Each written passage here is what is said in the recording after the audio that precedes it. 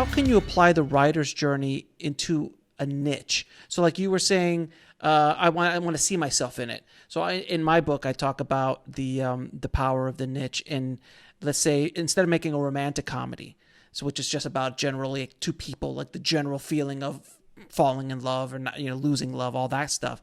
I say use make a vegan chef romantic comedy where a vegan chef falls in love with a barbecue pit champion.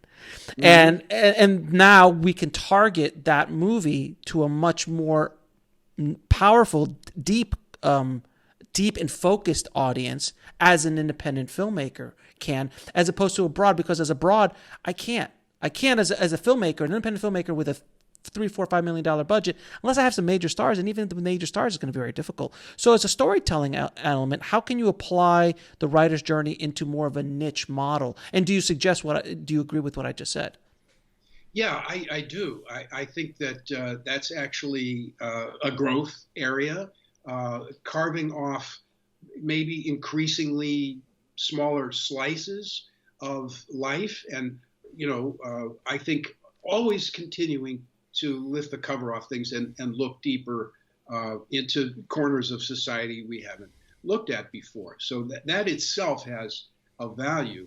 But then there is the general human condition, and that's where the general and these hero's journey things do come into play, because as different as people are, they are driven by the same list of drives and needs, no matter what their conditions are. So there's a pleasure I think the audience has in going, I'm going to educate myself about a new walk of life I don't know anything about.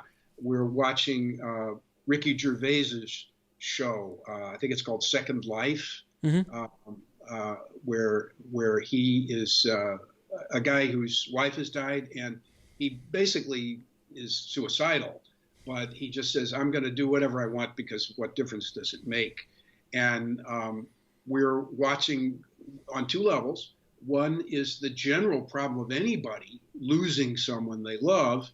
And then on the specifics, he's opening the door into this little town in England that has all these different levels of society that you get to see. And it's so enlightening. I just feel educated in a painless way about the way other people live. This is a lot of the appeal of literature throughout time. Of course, it's that it gives you that vicarious experience of somebody else.